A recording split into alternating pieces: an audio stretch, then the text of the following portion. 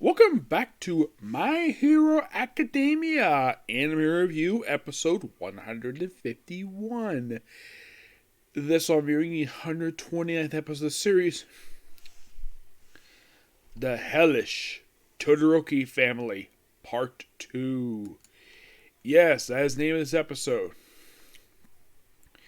Now, oddly enough, there is not a new chapter of the manga released this week. No, they decided to wait until the following week to release this damn thing. I don't know why. It's weird. So, excuse me, this episode covers roughly 2 chapters. 299 and 300. Yes, now you might be thinking, okay, of all the anime series I reviewed so far, how many of them basically have gotten this far for adaptation? I think the last one I saw that got this far was probably Seven Deadly Sins. That was probably the last one, but that one ended like 2 or 3 years ago. So, in the present day, now basically this episode is the aftermath of the Paramount War arc.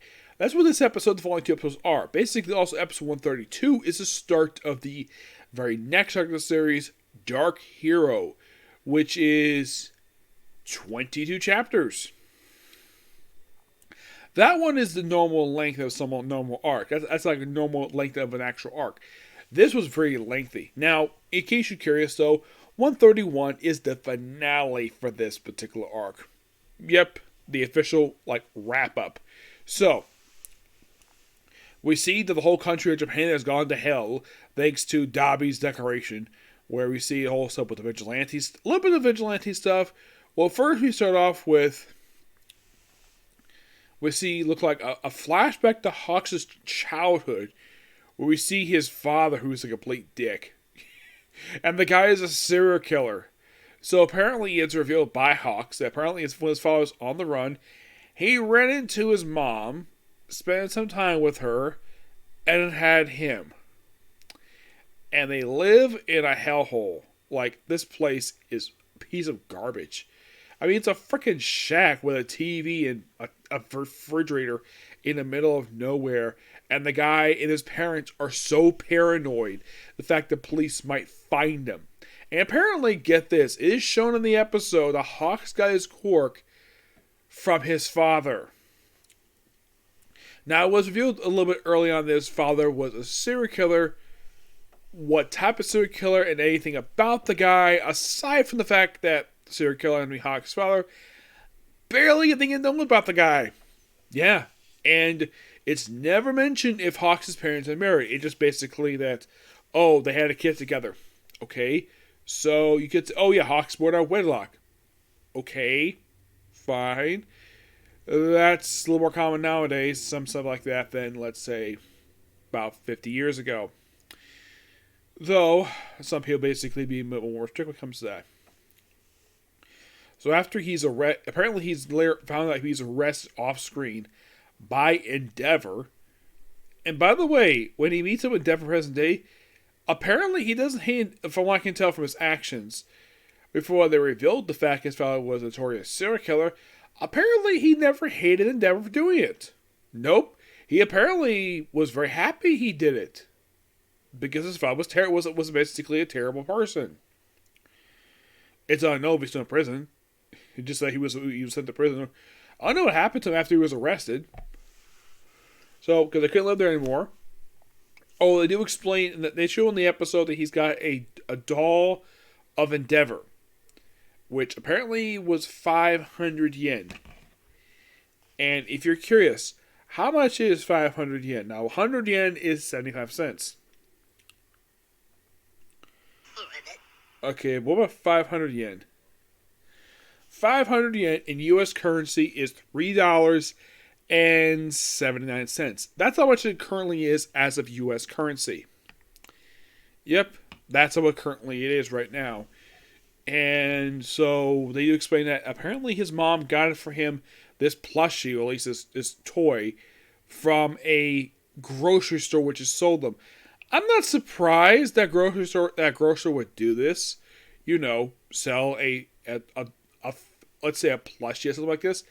This would be perfectly natural. Now, as for why it would cost that much, my personal guess is because at the time, for the longest time, Endeavor was number 2 superhero prior to All Might's retirement. All Might was probably more popular. That's probably the reason why his was more expensive. So, and the reason why they're there because they want to get out of the house. That's simply the reason for it. So, then of course they leave their house officially because they can't stay there anymore because his mom is paranoid. And apparently they show his mom's quirk is that apparently she can make separate eyes to see like a 360-degree angle. So she wanted him to use his powers to be a pickpocket. And apparently everyone overhears this, and then eventually these 2 suited guys come up to him. Now this basically is the start of how Hawks became a superhero. Where the guys offered him to basically offer to his mother, hey, we'll take care of him, train him, become a proper superhero, and you can all ties with him, you can get financially taken care of. And apparently she agreed to it. And Hawks basically asks, am I going to be a hero like Endeavor? And he's like, yeah. So, do they show training? No, apparently it was very strict training. And this apparently is what got him present day. And then meanwhile, though, we see Hawks waking up from his origin story. That's basically what I just told. That is basically told somewhat like there's sequences in the manga where they cut to his backstory. And then we see him waking up. Now, Hawks' wings are still burnt.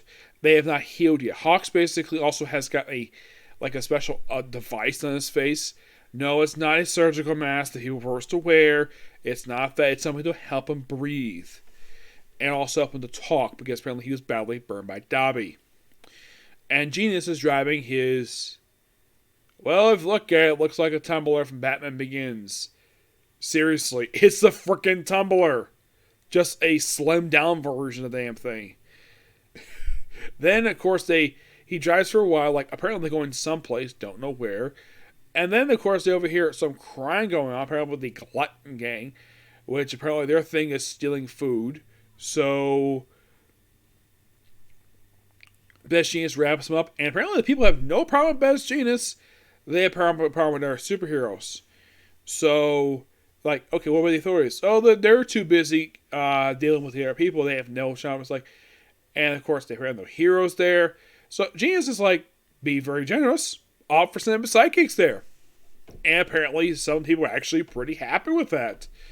Yeah, so in this area. That's perfectly fine. And we see something that's teased for a little bit later in the episode, where we see it look like a shop owner with a support item. Yes, seriously. We see that apparently local civilians have taken the law in their own hands. This is the rise of vigilantism in present day. Now, yes, there was a series of vigilantes. I would not be surprised if it basically suited bones up to for an anime, because the manga is really good. I haven't finished the manga yet, but it's really good. It does explore some of the characters, some of the adult heroes' backstory a little more explained, and it does explain some stuff we see in the current series. Excuse me. So then we see this gang break into this looks like a fast food joint, like a local mom and pop shop. And then, of course, like, yeah, they're going, we're going to rob this place. We're going to take all the food. And then the owner comes out with a support item. Yes, another support item. Now, here's the question, though. The manga derby explains, where the heck they get this stuff? Do they rob UA? Do they break into UA's vault and steal all this equipment? Never revealed where they got this stuff from. So apparently they take on these villains, and apparently these two do such a terrible job of basically trying to be vigilantes. They blow up their own freaking store, and then we see the one hero who manages to show up late. And what hero is it? A hero named Wash. And all he says is wash, wash, wash. It looks like a psychic version of... It looked like a slimmed down version to 13. The hero who's basically like an astronaut. And then we see apparently number 9 superhero, who looks like a samurai with a freaking kendo stick, decided to up and retire because he can't stand it anymore. Despite the fact the whole country's in chaos, superheroes are basically retiring left and right. Yeah, and his response to his retirement? Normally, if the country is not in chaos, the people would basically be very respectful toward him. Instead, they throw garbage at him for this. He just ups and retires because he can't take it anymore because of all the criticism. Yep, and then we have Best Genius and Hawks arrive at location. A very nice looking house. The house belongs to Hawks' mother. And apparently when he became Hawks, he gave his original birth name to become Hawks. So his mother wrote him a letter, and apparently here leaving. Now he does regret abandoning her, but he did care about his mother. Probably not to get her own house. Probably to stay within,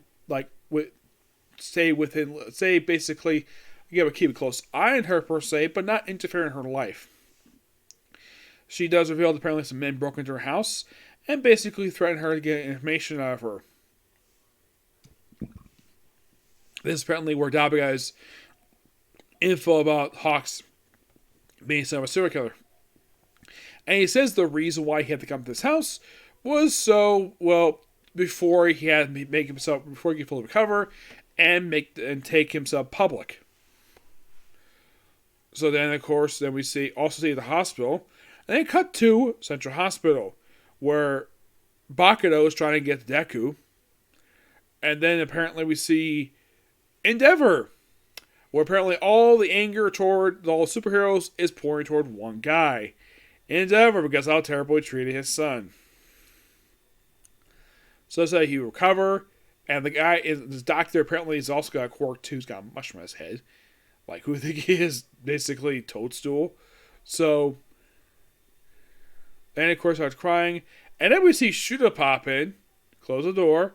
And then of course we see Shudo, his sister, his other brother. And then their mom shows up. Yes, their mother. Who Endeavor shocked to see. The reason being, because the last time he saw her, he put her in a mental asylum because she was not mentally stable to be around her own children. Eventually she got over it. She got out of her shell she was in. Here she's perfectly fine. Now is she here to basically give him divorce papers? No. She's not here to discuss that. She's here to discuss their family and their son. Not Shudo or Nagoya. Toya. Yep. We get sort of... so basically the tie was partially a lie. We don't really explore the Todoroki backstory. It's Hawks' backstory in this episode. So yes, the title may be a lie, but it is a really good episode. And I love the fact they expanded upon what happened in the aftermath of the Paramount Liberation War arc. And I'm definitely looking forward to the next episode, which is going to release this weekend. Don't worry about that. I'll be reviewing it on Sunday. Okay, so that's episode review. Next up is going to be the newest episode of Welcome to Demon School Iruma-kun. And if I got time, I'll watch One Piece. If not, I'll watch it tomorrow. Okay? Thanks for you. Bye.